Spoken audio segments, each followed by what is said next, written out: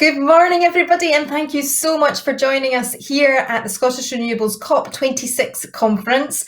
Really delighted to have you all with us this morning. We have got an absolutely bumper crowd and really pleased to have an amazing programme for all of you to enjoy all the way through to this afternoon. I am going to be chairing this very first session and doing these opening remarks, so there are a few people that I need to thank in terms of our event partners, sponsors and supporters. We have our event partners at Crown Estate Scotland, EDF Renewables, Kenza Contracting and SSE Renewables. We have our event sponsors, Fred Olsen Renewables and Shepherd and Wedderburn. And we have our event supporter, of course, the lovely guys over at MacArthur Green. And our official media partner are Renews. And these guys are working with us over the course of the next year as we start to unpack a bit more about what it is that raising Scotland's role in raising global ambition looks like for us as we approach COP26 in November of this year. So really pleased to have those guys on board with us for the long haul as we make our way in that sprint to net zero, as Alok Sharma was calling it the other day on a call.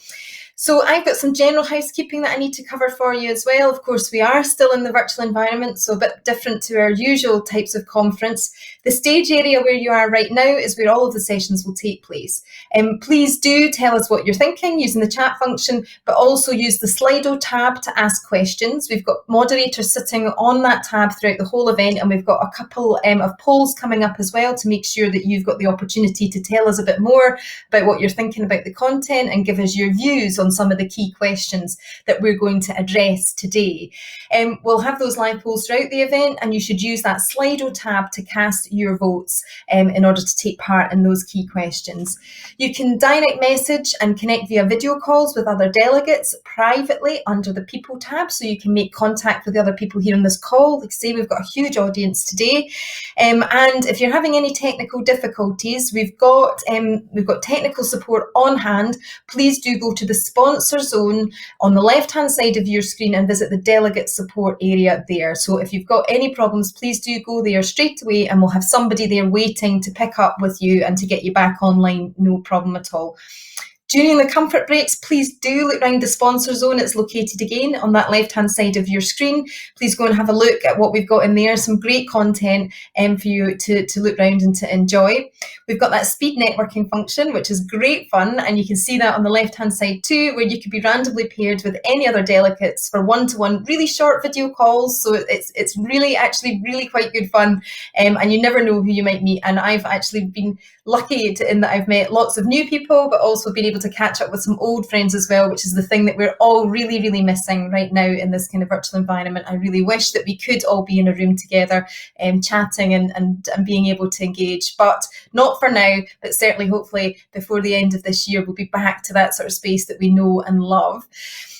All of the slides will be published online, so please do look out for them after the event. And most importantly, particularly in this virtual environment, is use of social media. Please do tweet about the event using the hashtag SRCOP26. Please do tag us in at Scottish Renewables. We love to see what it is that you're talking about. We love to see the particular points that you've picked up from the conference. So tag us in at Scott Renew as well, and we can like and share everything that you're putting up as well.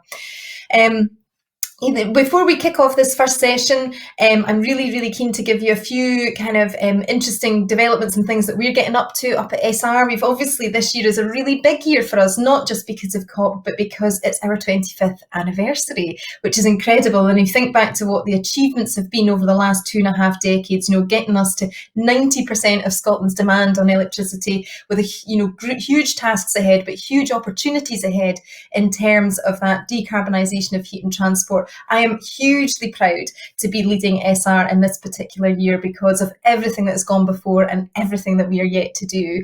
This year too, as I mentioned, we've got a Year of COP campaign, which is going to spotlight and showcase all of those achievements across the course of the year. So we've got some really exciting activity coming up around about that. There's information on our website, but over the course of today, you'll hear a bit more, I'm sure, about what else we are planning for our Year of COP campaign.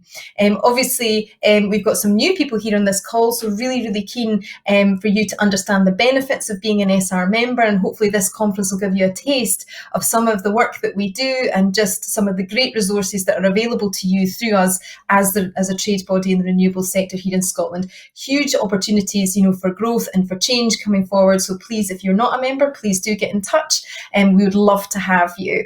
We've also got some upcoming events coming, and we obviously have our Offshore conference coming, and we have a full events programme for the rest of the year. Again, you can see details on our website, and I'm sure there'll be information put through some slides as we go. So just to move from that housekeeping onto some opening remarks just around where we are with the conference. It is a great privilege, obviously, for us in Scotland and for us as Scottish Renewables to be part of all of the work that's going to go into COP as we go on that road down to November.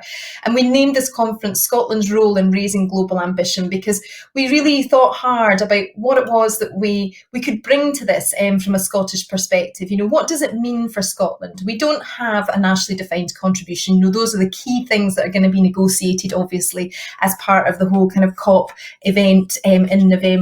But we've got an admirable progress in a number of different areas. And so we went to our vision statement for Scottish Renewables, which is a Scotland leading the world in renewable energy. And we thought, what is it that we can bring forward, based on that kind of vision to make sure that the world knows that Scotland is a leader in this area and that we've got something really good to offer the rest of the world. And that's very much identified the three sort of themes and the pillars that we're working with today. That one on technology, which we're about to explore, people and skills, and nature and biodiversity, and thinking about all of those things. And when I start to think about, about climate change and how we're going to tackle it and what Scotland's role is in that space, I always see Scotland, and I think I've said this before at times, that Scotland has the climate change kind of issues and solutions all in miniature, all in one space, which is a really great place to be, because it's a great place for us to be able to create and test solutions that the rest of the world could look to us to use. And so I think when I think about this, I'm thinking about the legacy industry that we have to transition, the energy transition of the oil and gas industry, our unique landscape that we need to manage and protect, as well as working in tandem with development. That, the great level of natural resources that we have, we are very lucky in Scotland to have the unique proposition of being able to bring forward virtually every form of renewable energy, from going back to the days of hydro being developed in this country, and it's obviously got a future too as part of that new kind of wider energy system. We've got, huge opportunities in terms of pump storage hydro as well, and being able to balance that new energy system. Our developments in onshore and offshore wind, obviously Scotland is home to the majority of onshore wind here in the UK, and obviously seeing some really huge developments coming forward in terms of offshore through the Beatrice project, NNG project, and everything that we're expecting to see coming through Scotland. Obviously now starting to think about the future technologies of hydrogen and floating. And obviously still key developments to happen with areas like solar development and potential kind of link-ups with industrial decarbonisation. So there's a lot that we can do with our natural resources here, and we've done our best with them, I think. And I think that's definitely a story worth shouting about on that international stage.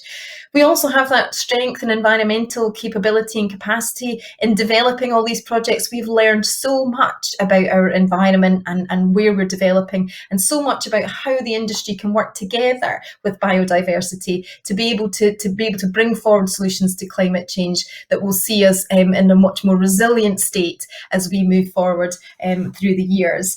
So COP is one of these things, what would good look like for COP? What would good look like for Scotland as a result of COP? It's not just something that we're keen to host and have land and then leave again.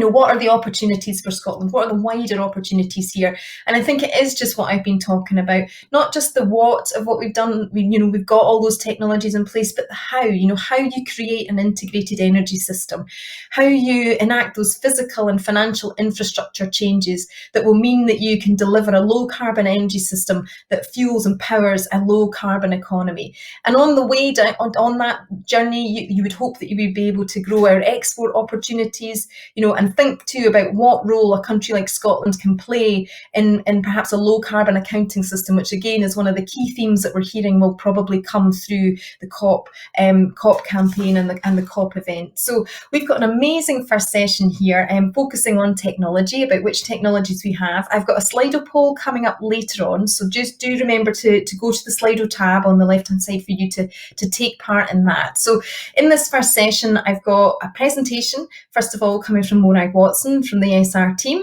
and then we've got a set of panellists as well who are going to discuss the role of technology in the race to net zero, and what we can do here in Scotland in terms of the current technologies that we have and future technologies that we've got to look forward to.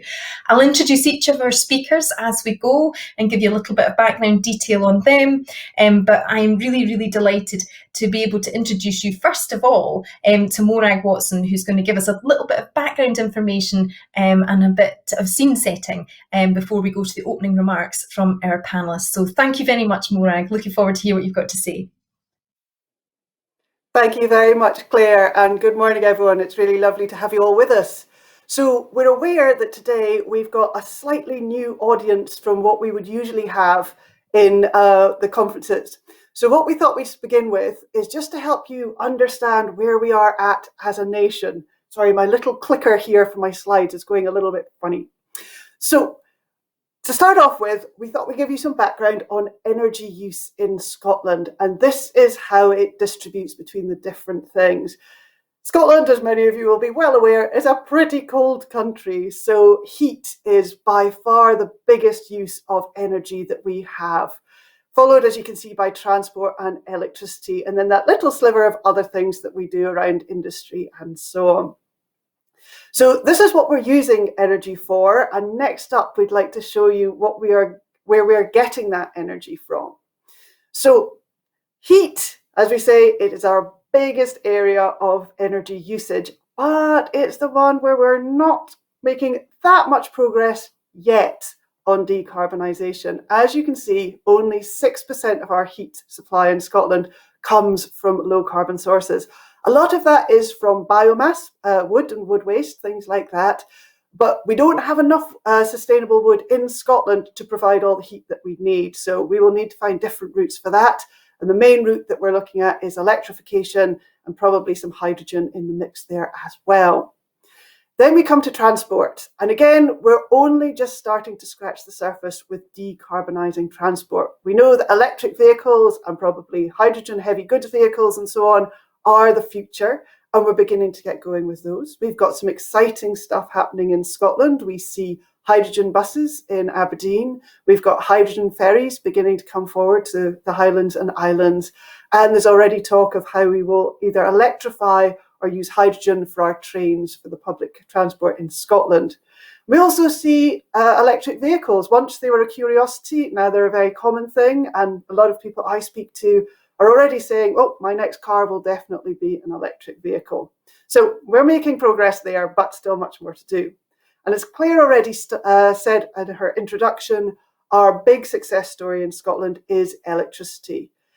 We only have the figures up to 1919 because we have to wait till the end of the year and compile all the figures to know where we're at. So we're waiting for the 2020 figures to come up. But in 2019, 90% of Scotland's electricity use came from renewables.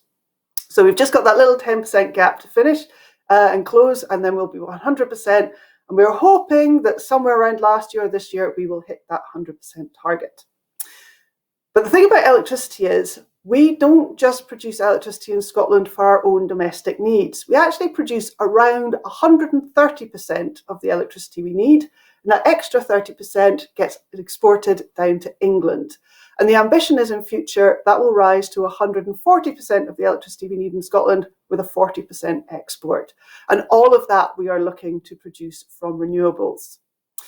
So an exciting thing happened in December there. Excuse me a moment. An exciting thing happened in December. The Climate Change Committee published for the first time their 6th carbon budget, which set out our route to net zero, what it would take to get there. And if we're going to electrify all of our energy usage here, we are going to need more renewables. And buried in their methodology there, they had some indications of what we are likely to need. hang on, my little clicker has just gone again. I will see if I can get my next slide up. There it is. This is what was included in the 6th carbon budget there. So if you look at the column down the right-hand side of the page, that is where we need to be in 2050. And if you look down the left-hand column, that is the amount of renewables we have UK-wide at the moment. And that column in the middle is how much of that UK capacity that we have at the moment is in Scotland. Now, in this graph here, I've only gone with the 3 biggest technologies that we'll be looking to do: offshore, onshore, and solar. Of course, as Claire already said, we have hydro in the mix there. We also have our marine energy, our wave and tidal. They will all be in there as well, but how those will play out is not as clear, but these are the clearer figures that we've got to work with. So it gives you an idea of just how far we need to go to get where we are. So we're expecting to see a lot more renewables in Scotland and in the UK, particularly building out offshore in Scottish seas. And again, this is just looking at our domestic supply.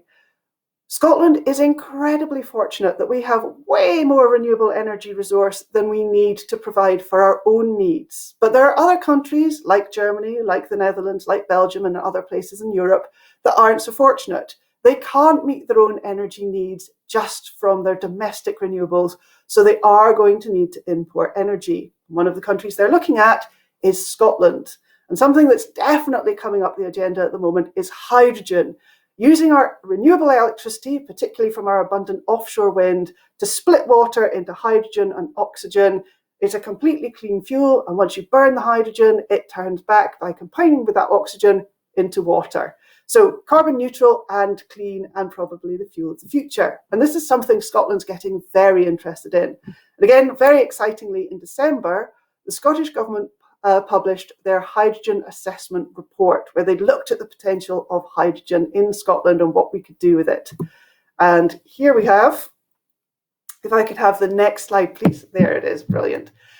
This is a quote from the hydrogen assessment report. If we go for green hydrogen, which is that hydrogen that's made from renewable electricity and water, we could be adding over 25 billion GVA to our economy every year and have over 300,000 jobs by 2045. That would be more than our oil and gas industry at the peak. And we are having lots of conversations between our development agencies and those countries in Europe who are really keen to get their hands on our green hydrogen so they can do their own decarbonisation path. So as Claire said, Scotland has a lot of potential. We have a lot of expertise. We have a lot of the technology. And we are well on our way to achieving our net zero goals ourselves and can make a really big contribution to helping other nations do the same. So hopefully that sets the context for you all for today. All of these statistics that I've put up, you can find on the Scottish Renewables website, where you can find Scottish Renewables in numbers, a whole page with all of these things. And of course, the slides will be published as well on our website if you want to see them. But I will stop there because I think that's enough context for everyone. And I will hand back to Claire to take us into our first set of speakers. Thank you, Morag. Absolutely brilliant scene setter there. Thank you so much. So the key question: technologies, generating the solutions to solve global problems. What does the future energy mix look like?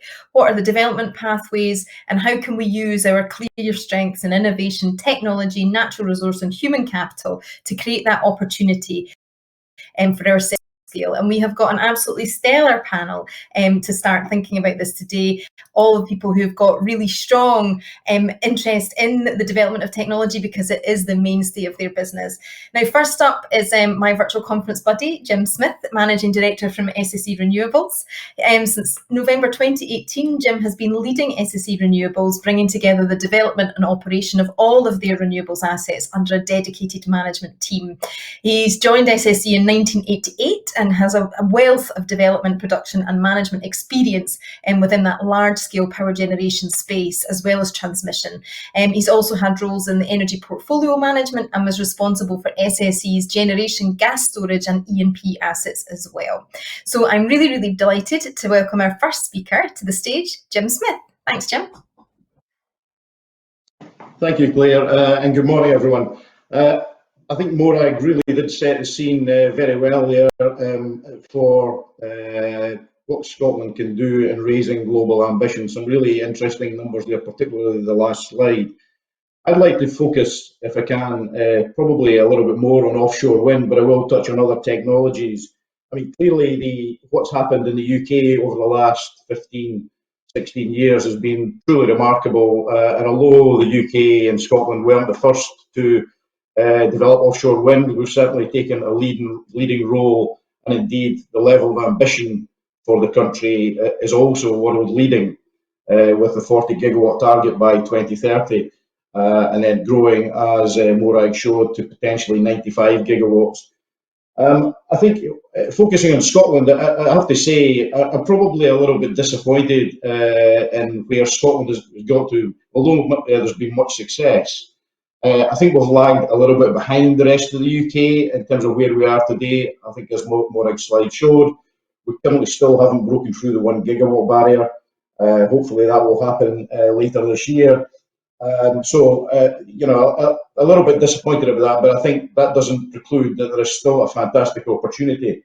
And I just need to look at our own company and the pipeline of opportunity. So, as well as the Beatrice offshore wind farm, which is in operation, we are currently constructing Seagreen, which I'm sure many people will know, over 1,000 megawatts. And we also have in development just now 2 other large projects, Marbank and Berwick Bank. And if I add up the output from all 4 of those offshore wind farms, they would actually be able to deliver all of Scotland's electricity needs today, just from those 4 offshore wind farms. But as Morag said, it's not really just about meeting our own electricity needs, which are going to grow as we electrify industry and heat and transport. It's much more about the export opportunity that exists for the country. Now, clearly, one of the great successes of offshore wind has been driven by the fact that the costs of producing it have dropped dramatically through a combination of factors, but technology has clearly been one of those. When you think of predominantly driven by turbine scale, but also in terms of the way these structures are deployed offshore and the technology that's used to do that, it really has been a dramatic case of how you bring the costs of new technologies down. And you look at it, it's not at the end yet. There's much more to do, and only in the last week we've seen one of the turbine suppliers come out with another platform. So once again, we're still seeing turbine sizes rise. There's a question often asked about how big can these turbines go, and really I don't know, and I wouldn't like to second guess, but there's probably still a bit to go yet. I think looking further afield, though, where are the real opportunities for Scotland to raise the global ambition? As I say, I think Scotland, as Morag says, has got a huge resource, offshore, particularly offshore resource. Being with the length of coastline we have, and floating technology is going to have to play a part in capturing that energy. And we're really on the really at the start of that development. We have a couple of demonstration sites in the country, but with the ScotWind process, there is clearly the opportunity to move that forward at a pace. And really, that's something I'd maybe like to come back to the end, is about speed. So I think the development of floating offshore wind is probably the single biggest thing I think that Scotland can really do to take a lead and introduce a technology commercially that can be exported around the world. I think, needless to say, Morag mentioned hydrogen, and that is going to play a key part as well, because as well as being a fuel that can be stored, and therefore we can utilise offshore wind and store the energy when we don't need it directly, it also can be used for heat. So whether heat is decarbonised through direct electric heating or through hydrogen, those 2 industries, as they grow and develop, will complement the growth of offshore wind, and in particular floating in Scotland. Of course, there will be opportunities for other technologies, and also there will be a need for other technologies, and everyone's aware of the need for further storage to deal with the intermittency of renewables, both offshore and onshore. But I think, we shouldn't lose sight of the fact it's not just about new technology. There will be advances in storage technologies, but there are also some existing ones, not least pump storage, which we already have in Scotland. And my own company is obviously developing a significant project which will have more storage than all of the existing pump storage capacity in the country put together. So, great opportunities lie ahead for Scotland, and I think we can use floating offshore wind in the future as the catalyst and really demonstrate to the world what can be achieved and become a huge exporter of renewable energy. So I think it's really, really a fantastic time to be in the industry. The one thing I would say is the one area where we've got to raise our game significantly if we're going to take this lead in raising the global ambition is we need to do things quicker. Currently it's taking between 8 and 10 years to develop and build offshore wind farms. That's unacceptable. We do not have enough time. We're already past 2020.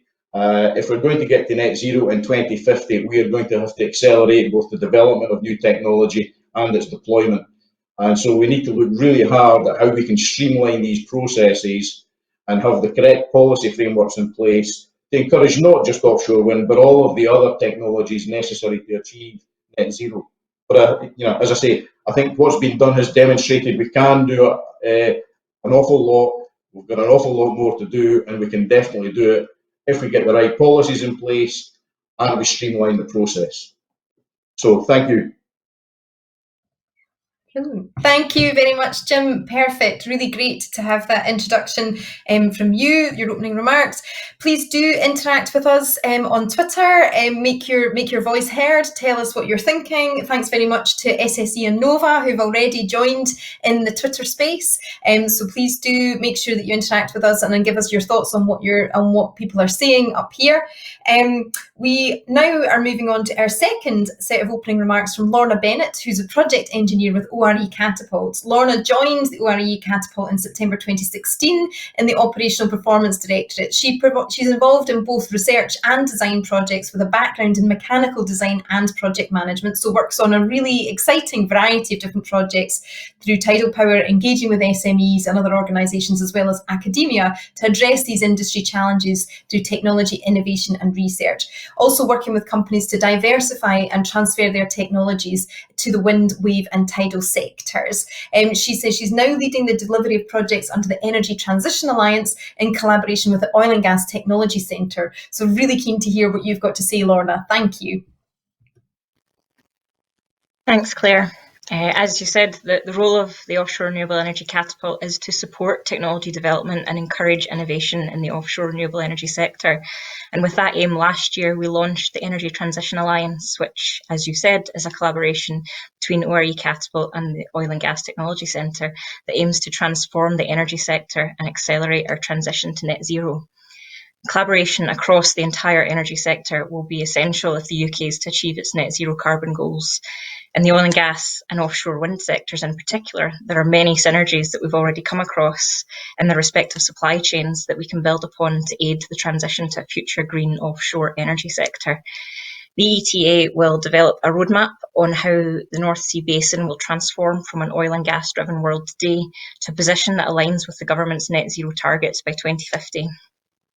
This will set out an ambitious plan for the decarbonisation of the production of oil and gas using floating wind power, an overall increase in renewable energy production, the generation of blue and green hydrogen, as well as the growth in carbon capture, utilisation and storage facilities. We currently have 7 projects underway. The Floating Wind Foundation competition, which is to stimulate innovation in the sector, followed by a design and demonstration of the successful technologies that can prove to offer the lowest cost and highest manufacturing value to the UK. This is in conjunction with our Floating Wind Centre of Excellence, which is a collaborative programme with industry, academia and stakeholder partners to develop an internationally recognised initiative to reduce the cost of energy from floating wind by accelerating the build-out of floating wind farms, creating opportunities for the UK supply chain and driving innovations in manufacturing, installation and O&M. We have, as already mentioned several times, blue and green hydrogen, a project currently supported by a Scottish enterprise. We're completing a review of the previous studies, which have already been mentioned, the current technology maturities and development pathways, potential locations for the production sites, development, production output potential over the next 10 years, and the opportunities for us to export that production to the rest of the world, both in terms of the clean hydrogen and the expertise. We also have a project looking at carbon capture, utilisation and storage, which is supported by the Crown Estate to investigate possible synergies and opportunities and challenges of co-location of CCUS facilities and floating wind farms. We're also seriously looking at sustainable wind turbine decommissioning with our wider project to create a circular economy for the wind sector. To develop and demonstrate technologies that could ultimately lead to commercial viable solutions for cost-effective recycling and repurposing of wind farms, and again developing that local supply chain and aiming for a zero waste, zero carbon future.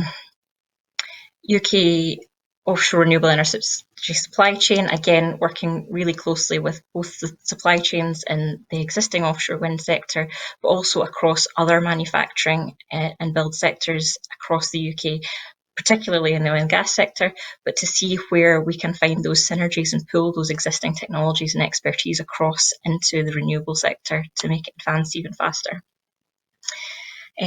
Also, a couple of other projects which are maybe less relevant to this discussion, but looking at potential for power from shore for oil and gas to help them decarbonise faster. And the PowerLink project looking at reducing the carbon footprint of AC-DC conversion technology over the next 5 years as well. So as Claire said, a huge number of projects across all areas, and that's just a small selection of the ones that we hope to go into more details today. Perfect. Thank you so very much, Lorna. That was really, really helpful kind of overview of what's going on in that innovation space as well. Lots happening. You know, the energy transition is driving a lot of new players into the market. It's driving a lot of new thinking and driving a lot of problem solving as well, isn't it? Which is really, really great to see. Our next speaker coming up on the panel is Meinhof Otto, who is Global Business Development Specialist with Scottish Development International. He's been with them since 2015, clearly the international arm of Scottish Government's Business Development Agency. As a Global Business Development Specialist, he assists companies with their investment interests in Scotland, so exactly the space that we want to get our members into. For an STI, he focuses on offshore wind and foremost on connecting companies with the emerging green and blue hydrogen opportunities in Scotland, which I think Morag mentioned earlier. So really, really keen to hear from you, Meinhof. Off you go. Thank you very much, Claire. These are exciting times to actually look from a German perspective or a European perspective to Scotland. A lot of people are involved in this process of getting going with the race to zero, and the chances of where you can do that are in some places better than in others, and that's something I see right now, that there is a strong interest in Scotland. Many of these people are looking for partnerships, so that's a message I would like to also say at this point. There are many companies that have set their goals, they have their ambitions, but it is not quite clear yet where and how they get involved. So they are very interested in this. We have been talking about 25% wind resources of Europe for a long time, and we know we have amongst the best wind speeds, best full load hours. All these factors together make it very attractive to do these new things, especially also in the area of hydrogen, because obviously the cost factor is important. So having the opportunity to size the know-how that is available in the country is very exciting. Some of the projects that I'm involved in right now, I am not even at liberty to say exactly because I'm under NDA what we're dealing with, but it's very these are strong industrial size projects that are on the way, and I see also with COP26 and the focus on Scotland and is generating more of that interest. And it's definitely also interesting to see how in Germany you look at what is still available in terms of area that can be developed. And if you look at the hydrogen strategy in Germany, you see that there is a need of import of green hydrogen of more than 50%. This need has to be somehow satisfied, and I think a lot of companies are looking where in Europe they can do it, and definitely Scotland is a place where it can be done. We were looking at the slide before with the 90% of electricity already coming from renewables in Scotland. I mean, that's not the case in Germany, and so the only to get the electrical side in terms of green electrons fulfilled is already a challenge in terms of the space that we still have available offshore and also onshore. So yeah, that's a very important and very exciting drive of interest towards Scotland right now. Brilliant. Thank you very much, Meinolf. That's really, really useful oversight of what international markets are thinking about the opportunity here in Scotland. So I've got one final speaker to do their opening remarks before we get into more of a conversation. Please do start stacking up your questions. Use the Slido tab to ask questions. Please do that so that we've got a number of them waiting there for when we come to the Q&A element of this conversation. The next speaker that I have to talk to us is obviously going to talk to us about the really exciting area of renewable heat. I've got Matthew Black, who's the Business Development Manager at Kenza, and he is a knowledgeable energy professional who's got over 12 years experience working in renewable energy and low carbon heat sectors. He's the Business Development Manager here in Scotland, as I said, for Kenza Group, who deliver a group ground loop array heating systems, to social housing, which offers that long-term sustainable solution to the climate emergency and to fuel poverty by providing low-cost, low-carbon warmth to Scotland's communities. In Scotland, obviously, global climate emergency action will require unprecedented change in how we heat our homes, and that challenge very much represents an opportunity, particularly in that social housing sector, which is incredibly exciting and promising. So I'm now going to hand you over to Matthew. Thank you, Matthew. Thanks very much, Claire.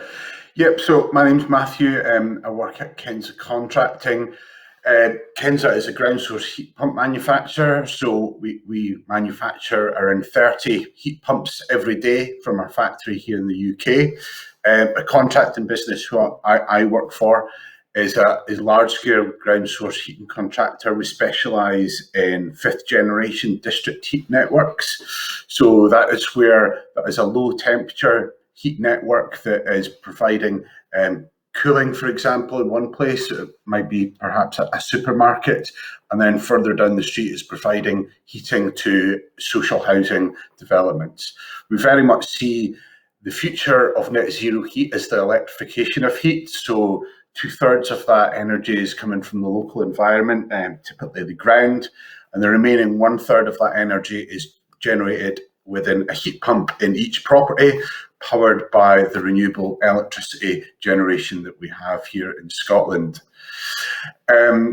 So yeah, we see very much the future of heat as electrification. We'd very much like to see a blanket ban on fossil fuels for heating in Scotland, and I think we will see that in coming years. Right now, I think that anyone considering a new gas connection for housing in Scotland is daft, really, because they're installing a technology that may very well be redundant in the next few years, and we very much see the alternative as a ground source system, and we see that as very much a fit and forget system which provides carbon efficiency, cost efficiency, and affordable net zero heat for many decades to come.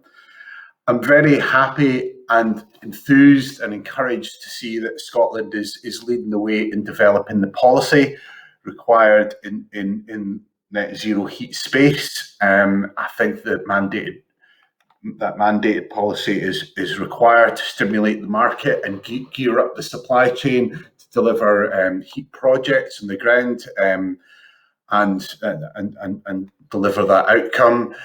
We are making significant progress, not just in extracting heat from the ground, but using things like flooded mine workings, extracting heat from underground aquifers, using waste heat for so on, and using heat, for example, from the subway to heat buildings.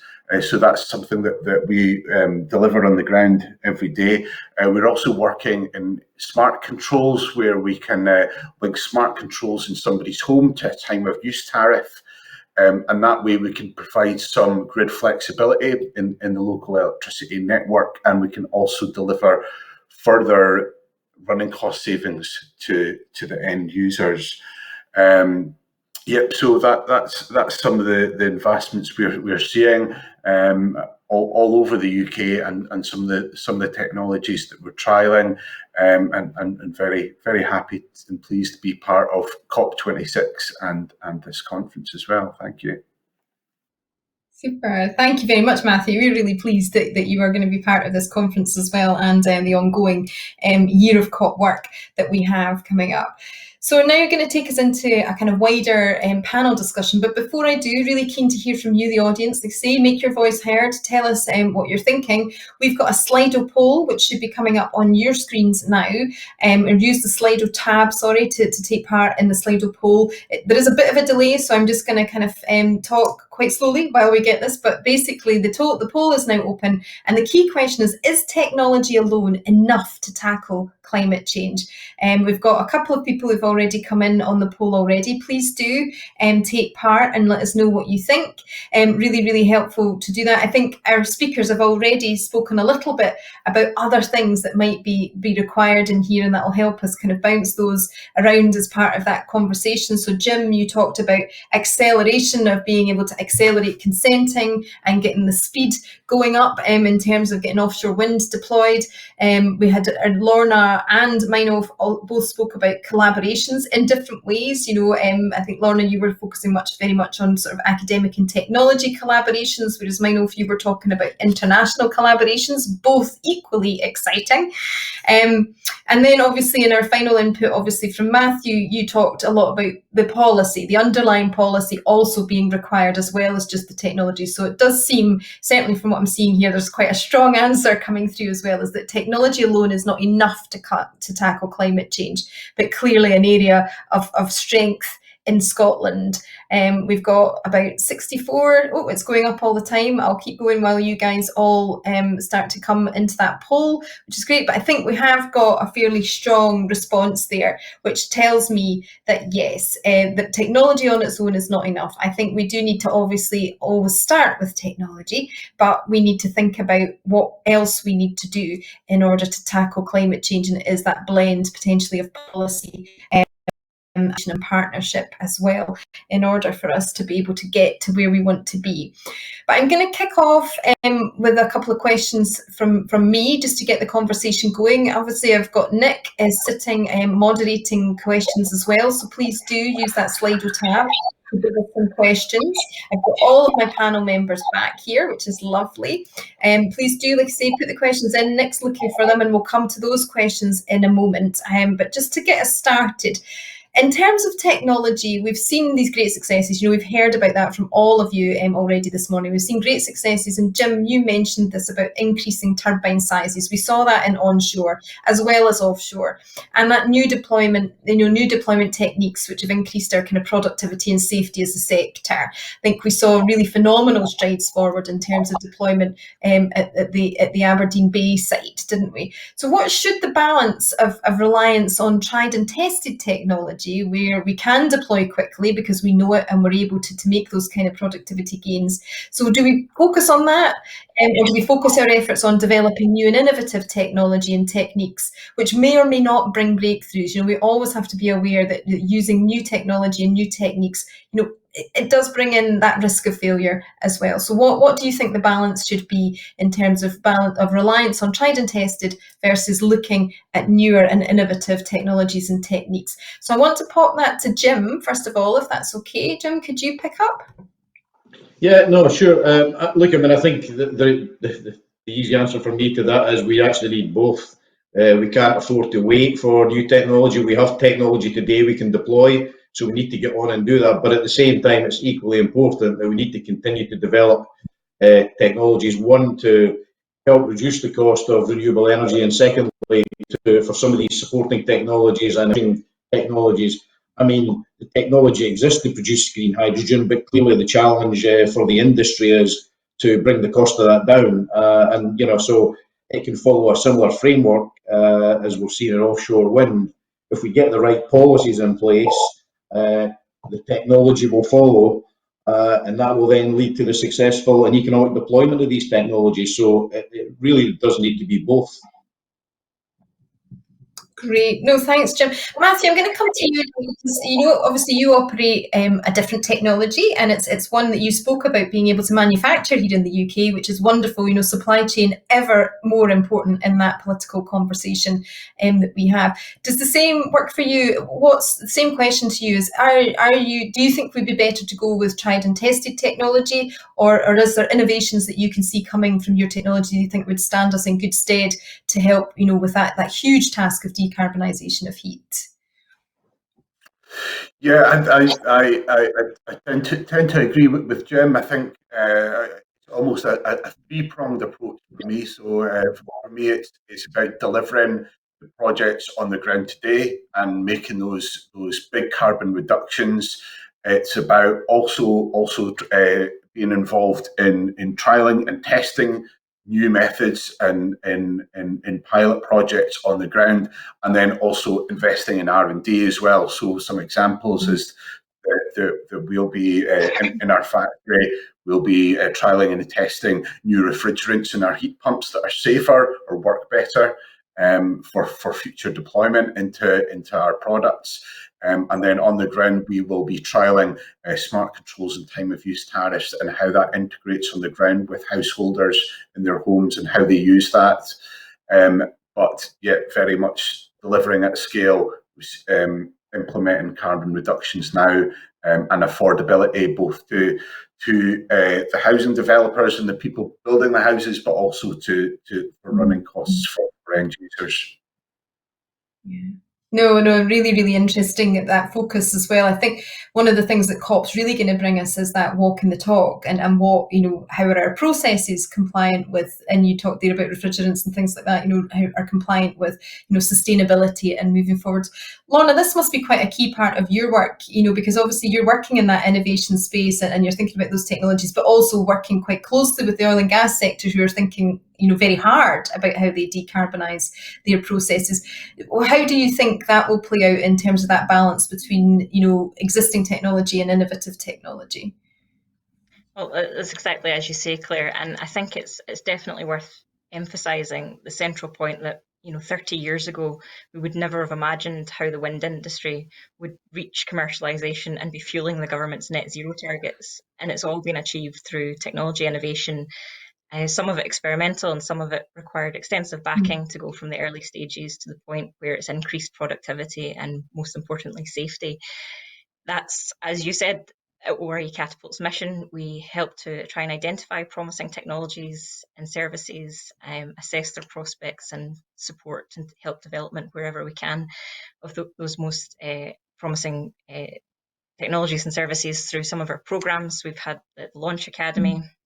And we set industry challenges, innovation challenges. We've got our test and validation facilities, and we even have the opportunity to test and demonstrate new technologies on our Leavenmouth offshore demonstration turbine in Fife, which provides an affordable and often funded access to a representative offshore wind environment where companies would otherwise struggle to gain access or commercial funding. Funding to commercial sites. So we have already worked with many suppliers to traditionally oil and gas companies to help them see where and how they can diversify into the offshore wind industry. And where one of our main projects at the moment, as I mentioned earlier, is looking at that circular economy question as well, and the full decarbonisation. Where can existing technologies that work well as they are, but how can they be improved? How can they be decarbonised? How can we make them zero waste and implement them into a circular economy as part of our obviously working with Zero Waste Scotland, and there's the Scottish Government's targets as well in those particular areas. So as you say, covering all of those sectors and doing everything we can to help drive those innovations, but also looking across sectors to where technologies already exist. Because as you say, there's no need to reinvent the wheel. If there's something that works elsewhere, can it be adapted and can it be improved? Yeah, no, and I think that's really important, because innovation quite often is actually an incremental change. It can be something quite small, but actually can be quite transformational, which is one of the things I find entirely fascinating about innovation journeys of any technology.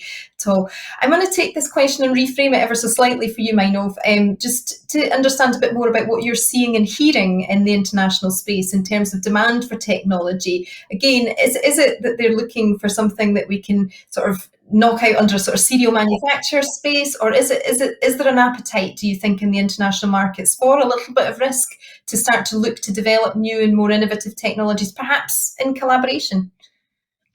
I definitely believe that. I see, actually, I have conversations all the time with companies which are telling us, what projects can you introduce us to, who is doing what, we would like to meet them, we would like to talk to them. That's happening all the time.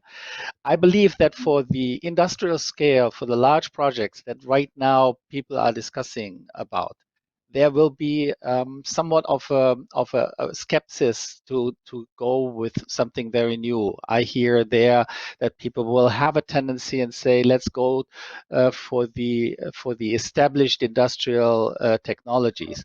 But what we should not forget, it's the curse and also irrelevant in this, what Jim was saying before, many of these projects take time to develop. And so we might actually have a situation now, and we are clarifying certain elements, but not all the details yet. So I think there is also space for newer things, and I believe there is that whole area also of green chemicals, the green molecule side, they're off takers, they are saying, where can we get it? They're actually even thinking about bringing the industries to Scotland, because they want to be close to the source. It's I don't know if I mentioned before, we have discussions in Germany where they're thinking about bringing green hydrogen to a steel company, and somebody says, wait a minute, but we still need that energy for our electricity system. So I see more opportunity in Scotland, because there is just more space to develop it. Yeah. I mean, the level of demand is only going one way, as we know, and it's a good news story, definitely for here for us here in Scotland.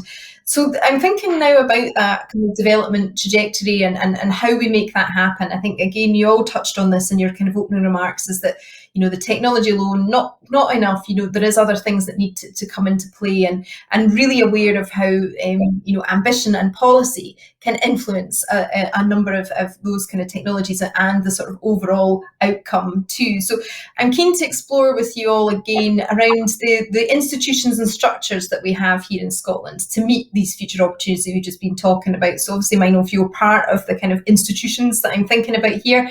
But by that, I mean, do we have the ability to manage our resources and sectors, as well as creating those markets for new technologies like green hydrogen and heat?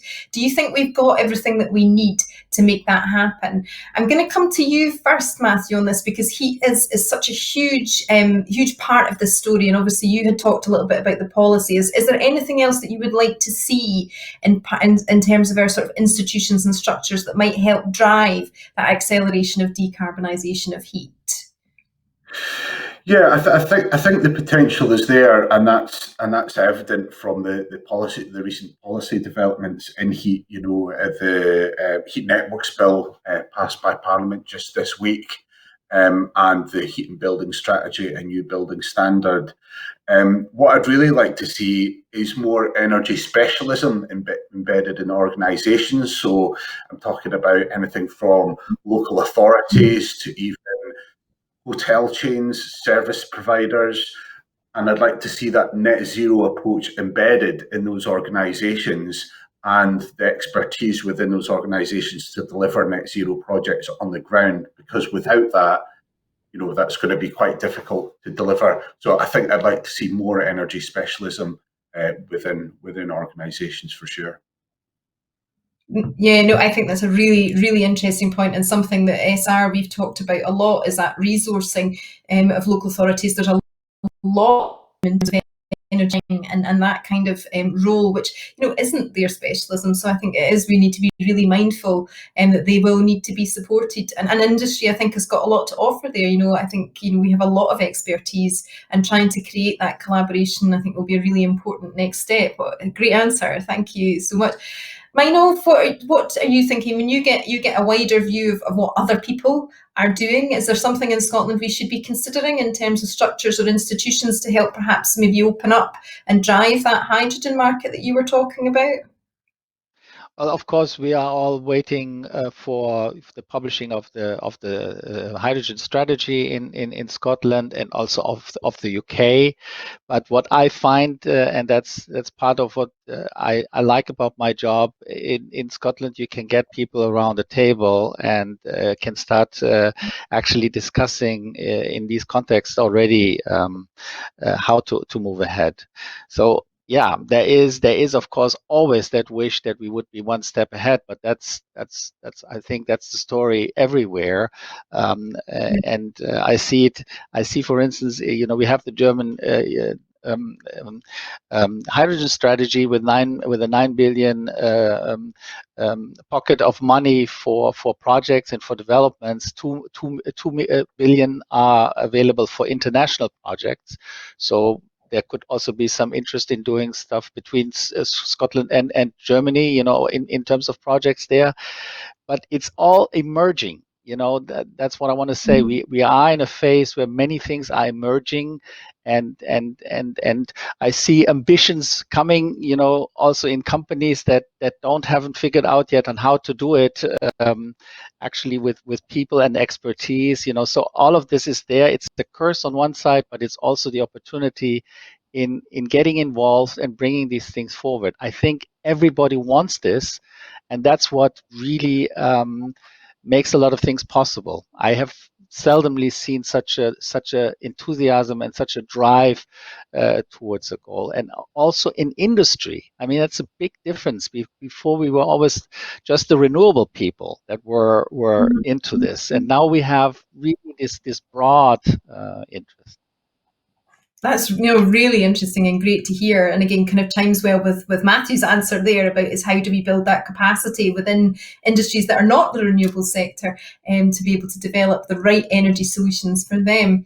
Lorna, you're as far as I think of you're part of the innovation infrastructure, and obviously that kind of role of bringing together academia and business to drive great solutions, part of your day job. Absolutely. Is there anything that might help that happen, or anything more that you think would be useful in terms of in institutions and structures that would make your job easier? I think it's exactly as Matthew said, we need a bit more joined up thinking. There are a lot more kind of industry-wide reviews and reports being produced. Obviously, the hydrogen review has already been mentioned, and our hydrogen project aims to take that and take it a step further into developing a plan for how it could be implemented and developed and delivered. We've also seen recently a report for Scottish ports for fabricating floating wind turbine foundations. We've mapped out a fabrication supply chain for 4 ports, and one of the ports at Nigg Energy Park has already secured a deal for fabrication in the future. So that is really encouraging to see that. As you said, we've got our innovation research hubs with various universities, and we're working with universities all the time and trying to pull that across into industry where relevant as well. And with the projects we're running with the ETA, exactly as Meinolf said there, we are seeing such an increase of interest in the decarbonisation and renewable sector from very traditionally oil and gas organisations, some of which have never really set foot in renewables before, are now bidding into this round 4 leasing. So it's incredibly positive to see the direction we're heading in. And I see one of my key roles is trying to help, pull all these ends together. I think I described myself the other day as the knot tire, pulling all these groups together to get those conversations started and actually move the industry forward rather than just keep discussing about it, actually see where we can go to deliver these projects. Yeah, absolutely. That joining up is really important, and I think again it was Mino mentioned this that we do have a certain competitive advantage in that here in Scotland with our size and shape, which makes it a little bit easier to get the right people around the table. Jim, I'm interested in your perspective on this because you come at it probably from you're a larger business with extensive reach and huge kind of capability and have a major contribution to make in terms of a generator and a distributor of clean energy, in terms of our overall kind of destination of net zero. Anything on your wish list that you wished we had here in Scotland that would enable you to perhaps enact that acceleration or be able to just deliver what you can deliver more quickly?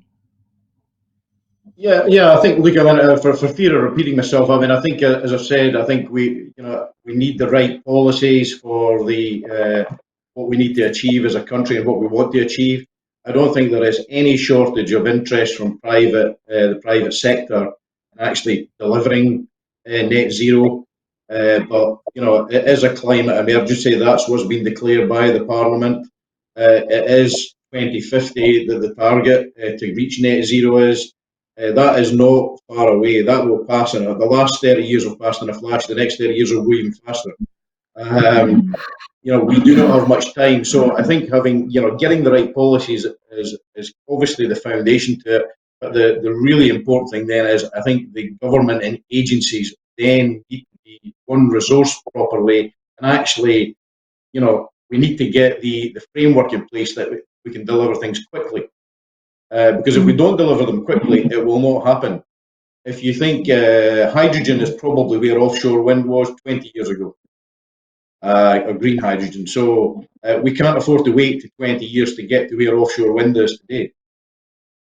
Yeah, no, it's a really key point. 20 years time, when both of us will be nearly 50. But yeah, interesting to think how we can, do more than we have done in the last 20 years in the coming 20, and it is an absolute must, as you said. I'm keen to get to the questions that the audience are putting forward for us, but I've got one last quick one for us to tackle as a panel around smart solutions, which are going to be a key part of technology mix, and how do we develop that smart tech?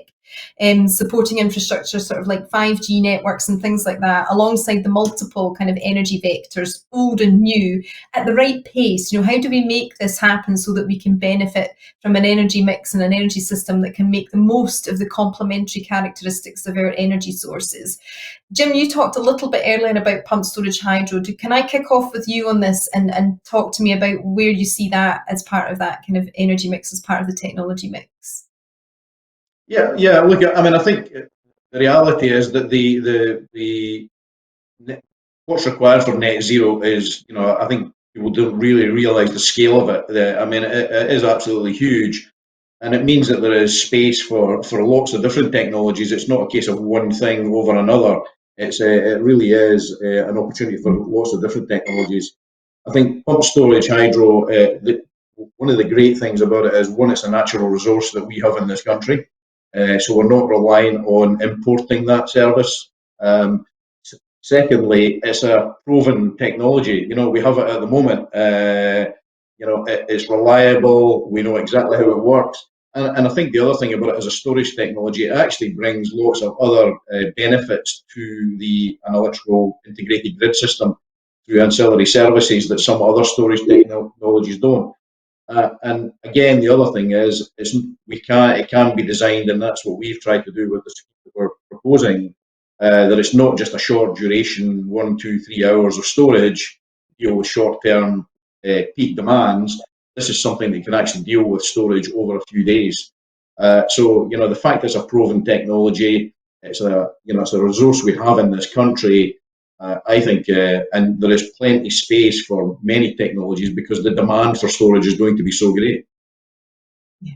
No, I couldn't agree more. And I think as we see increasingly more volatile and changing weather patterns, I think those characteristics are truly important. You know, being able to introduce some resiliency over a number of days into the system is certainly a tool that we would want in our tool bag, for sure. Lorna, can I bring this one to you then, just about how are you working with people beyond the renewable sector as part of your role in Catapult, you know, to try and bring together all of the ingredients that we need for a smart energy mix? Yeah, wherever possible. A good example would be the Scottish Gas Network project at Leavenmouth plans to demonstrate the hydrogen heating for 300 local homes, also supported by Fife Council. And that's a great example of the infrastructure and collaboration of the Scottish Gas Network and using electricity from our Leavenmouth turbine to produce hydrogen to supply the local area with hydrogen heating. Where, as I say, we work across all areas we can find any synergies or collaboration opportunities. Industry 4.0 and big data has been an increasingly hot topic over the last 2-3 years. We have a team internally who are dedicated to the data and digitalization aspects, and how can we drive efficiencies and operation optimization through the understanding of that data. And a lot of that seems to come back to that joined up thinking we talked about in the last question of if data's been handled, or data in terms of operational data, operational activities from technicians, and the planning side. They're all usually disparate teams that aren't necessarily connecting their data streams. So how, for example, oil and gas have obviously streamlined and optimized many of these processes, and how can we integrate similar processes and systems into wind to join up all these points so that we can run one data simulation for an operational task, as opposed to having to analyse the SCADA, the technician tasks, the planning, and all of the other bits, and then bring them all together and analyse them all over again. How can we optimise and streamline a lot of these processes, which will eventually lead to cost optimization and safety improvements as well. Super. No, thank you, Lorna. I'm gonna just end that question there because I'm aware of time and we need to get along to the Slido questions. So I'm going to bring in my colleague Nick. Are you around, Nick? And what have you got coming in on? Hi, Claire. Hi, panel. Yes, I'm here monitoring these questions. I'm going to bring a few together. Actually, there's a lot of talk of hydrogen in the chat I've seen, and on the Slido questions. There seems to be quite a lot of skepticism about hydrogen from a number of different parties.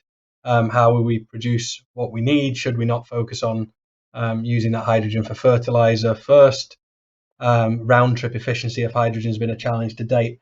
To sum all that stuff up, somebody's asking here why we're pushing hydrogen. Why is hydrogen seen as such a massive opportunity? And I'd add to that as well, is Scottish Government over reliant on hydrogen for its climate goals at the moment? What do the panel think about that? Very interesting. Very interesting. Meinolf, can I bring that one to you first? Just around, why hydrogen? I think the quick answer to that is there is no energy transition without hydrogen. That's simply the way it is. You cannot fulfill our targets for 2050 unless you have green molecules.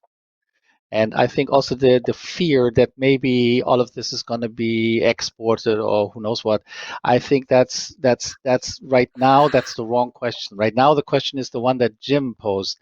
When are we going to get started? How fast can we get started? Because anything we do now is just tiny still. I mean, even the industrial scale projects that I'm involved in, I mean, we're talking about a super small fraction of the total need that we have in Scotland, in the UK, in Europe. I mean, we're talking about minute things, but we have to get started to launch that process. And I think business then will figure out, okay, what we're going to do. What's the best way? I think that I have great hopes that that these things then will also pan out in terms of a market-driven situation. And we have to get started. And I am absolutely convinced there is no way to decarbonize without having green molecules, because we always look at electricity, but a large portion of our primary energy needs are not electricity based.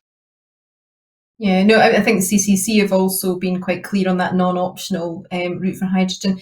Jim, can I bring to you the other part of that question, which is around the Scottish Government strategy, whether it is reliant on hydrogen? I mean, you've got really strong oversight of what the kind of energy potential is. What's your thoughts? Would we be better off just pushing electrons into the grid, or can you see a role for hydrogen as part of the overall strategy? No, I think it's just been said that that hydrogen needs to be part of this. I think one of the things that convinced me about this was that I think it's got a role to play, not just in decarbonising some of the industries that are hard to do, like heavy transport, but when you look at the heat demand, as it was pointed out right at the start of the session, Scotland has a high heating demand. And when you look at the amount of energy required, and it's only required for a period over the winter, you need to be able to store energy.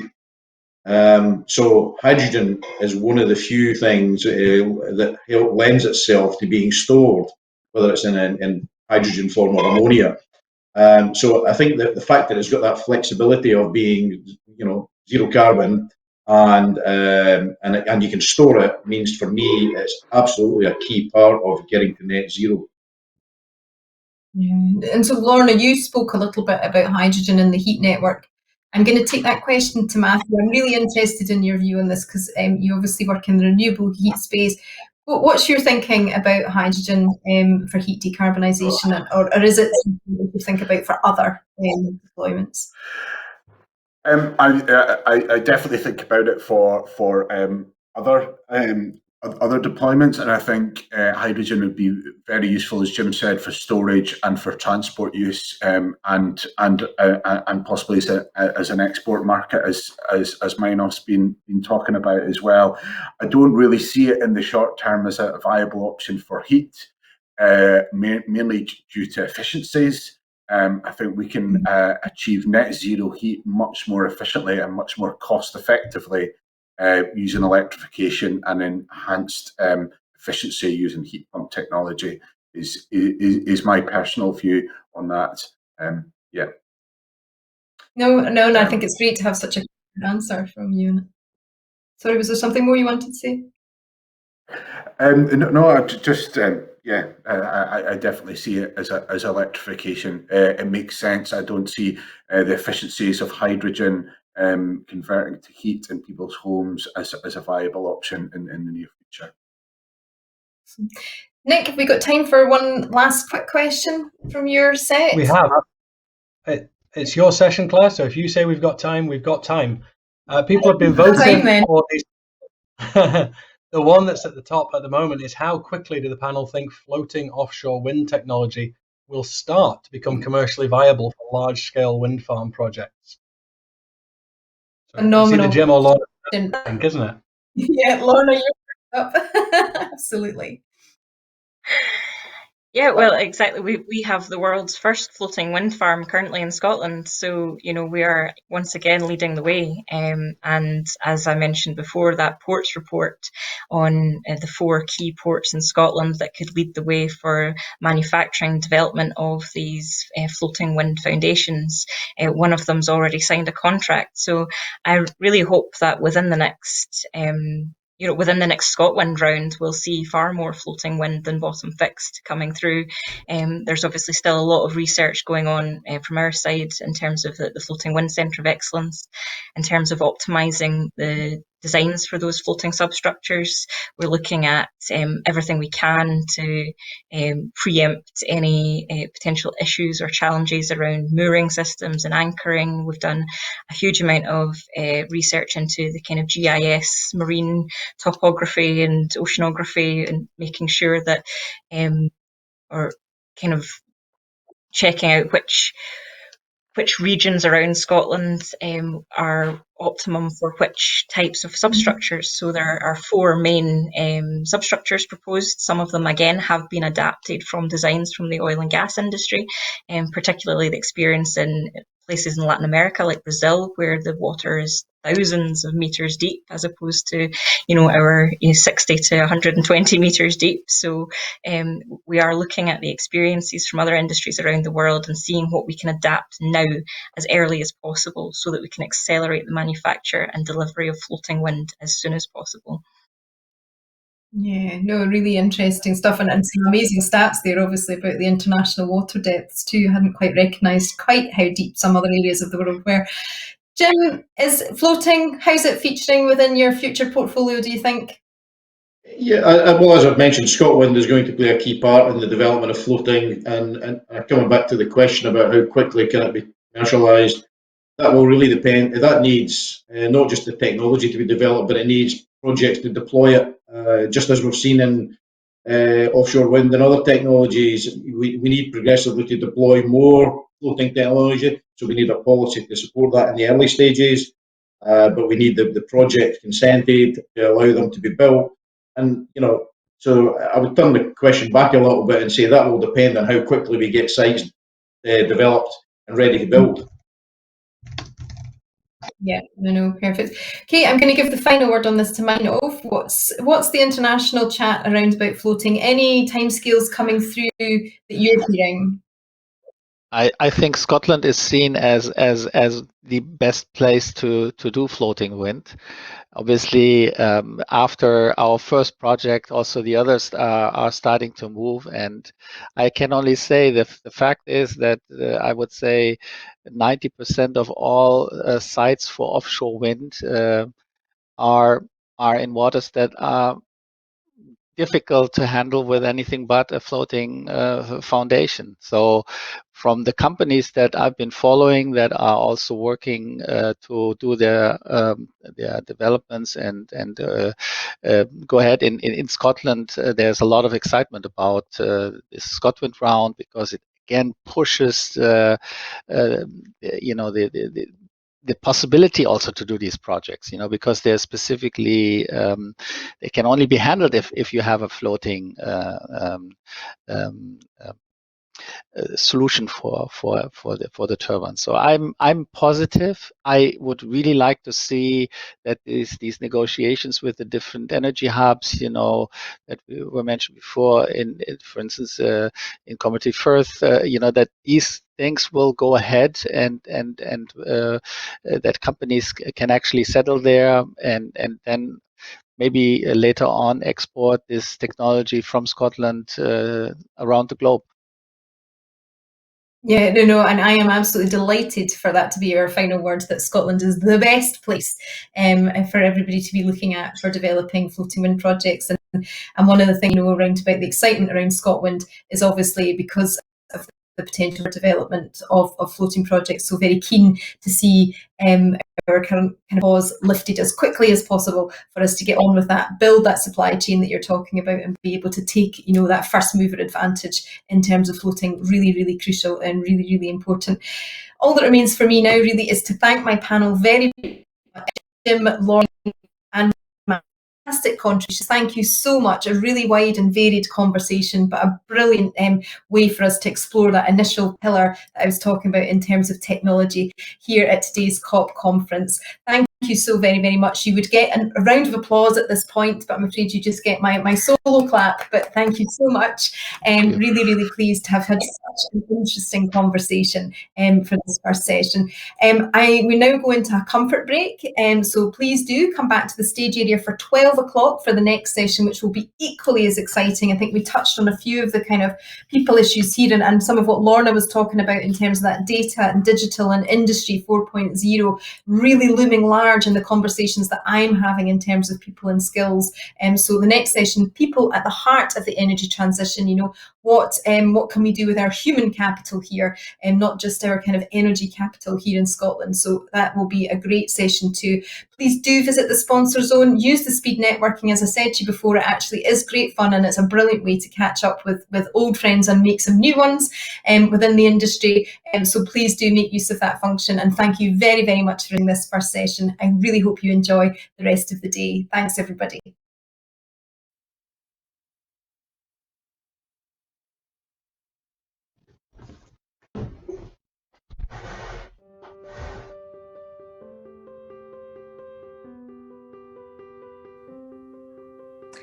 "2021 is a milestone year for Scottish Renewables as we're celebrating our 25th anniversary.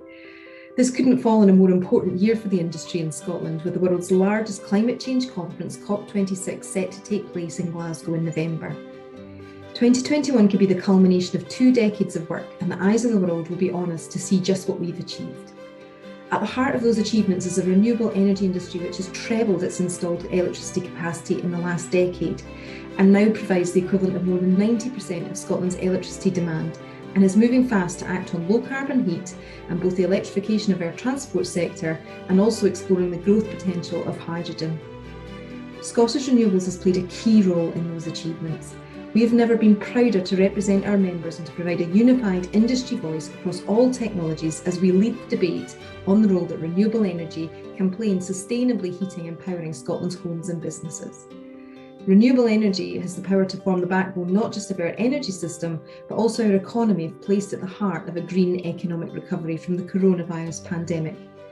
We look forward to being able to represent our world-leading industry as we accelerate the fight against climate change and work to meet our net zero targets.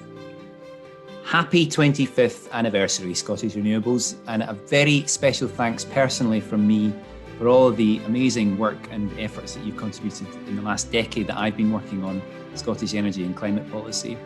This is the year when the eyes of the world are going to be on Scotland and on Glasgow for COP26, and it's in large part due to the efforts of Scottish Renewables that we are going to have such a good story to tell to the rest of the world about the energy transition. So, what does Scottish Renewables mean to me? They're very clearly the go-to body for information on the renewables industry in Scotland, and will signpost you to the key decision makers, influencers and industry actors. They genuinely act as the voice of the industry and aim to represent all aspects of it. In doing so, they are extremely influential in lobbying governments and policies to break down barriers and increase the benefits we can all see from renewable energy. My team and colleagues from across the organisation, from Shetland to Argyll and the Outer Hebrides to Murray, are able to make key industry contacts, support their local businesses to engage in renewables and address barriers to local and community energy through the membership, events and advocacy of Scottish Renewables. I'd like to wish Scottish Renewables a very happy 25th anniversary.